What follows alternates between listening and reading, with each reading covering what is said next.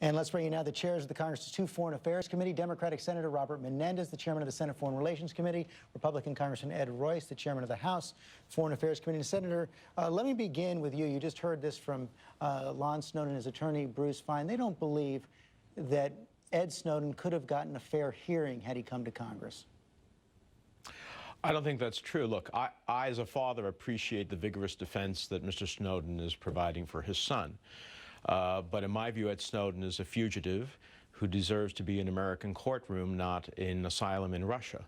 And I believe he would have gotten a fair hearing. As a matter of fact, all the time, issues related to our government by whistleblowers who come forth and bring those issues to the Congress's attention is often the venue for action.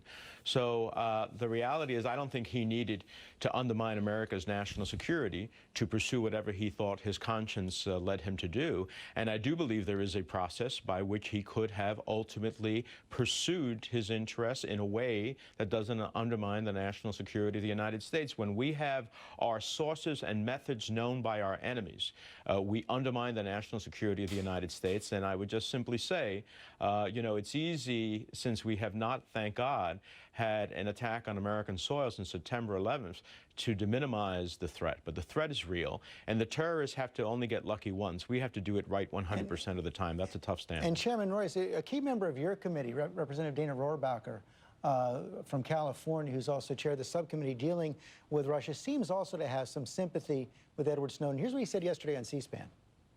In fact, he was being loyal to the rest of us by letting the American people know that their government was getting out of hand.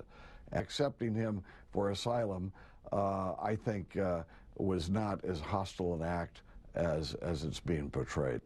Do you agree with those views on Edward Snowden and Russia? No, I do not. And we have to keep in mind here that the conundrum we're in is one in which al-Qaeda is first trying to learn how we track them.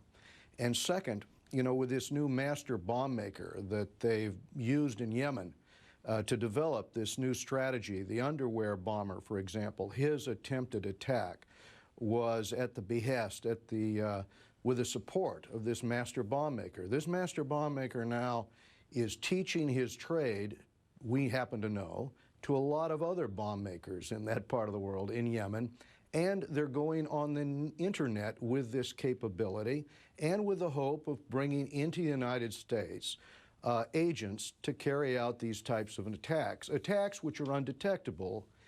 And so we're in the process of trying to monitor what al-Qaeda is doing overseas and here in the United States in order to try to replicate that particular attempted attack and to expand it demonstrably.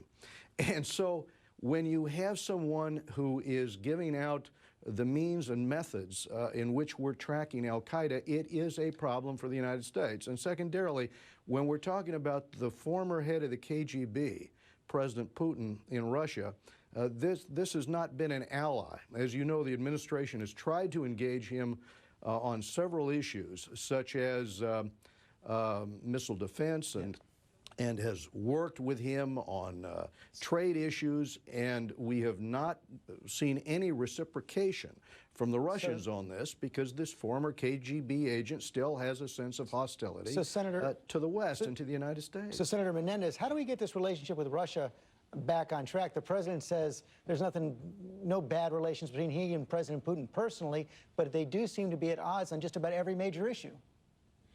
Well, look, you know, Russia should be looking towards how do they achieve a prosperous future for all of their citizens versus going back to an authoritarian past. And we seem to be more invested in this effort to create a relationship with Russia that can be productive for both countries more than Putin is. And so it seems to me that as we've tried to restart this relationship several times, that maybe now is a moment to pause and think about how we're going to move forward with Russia. They are unresponsive to us as it relates to the tragedies that are going on in Syria. They are unresponsive to us as it relates to further nuclear arms reduction. They are unresponsive when they violate the rights of gay and lesbians, including foreign visitors who would come to Russia and could be arrested. They're unresponsive when they ultimately stop the adoptions by Americans of Russian children. So I look at all of that and so much more, and I say to myself, it's time to pause and think about what this relationship is going to be and how we're going to pursue it in a way that ultimately promotes the national interest and security of the Finally, United States. Congressman Royce, we have just a few seconds left. Do you think that Ed Snowden can get a fair trial in the United States? Well, I think he could get a fair trial in the United States, and I think that the concern here is that in going to China and going to Russia, and in particular with respect to the authorities that he's meeting with in Russia, I think this further compounds the problem for U.S. intelligence. I think we have existing whistleblower capabilities here in the United States. On a regular basis, whistleblowers come forward, give information to Congress, and we attempt to address those issues. Going to China and going to Russia was not the solution to the problem. It compounds our difficulties in the United States with respect to al-Qaeda. Congressman, Senator, thanks very much for your time this morning. Thank you.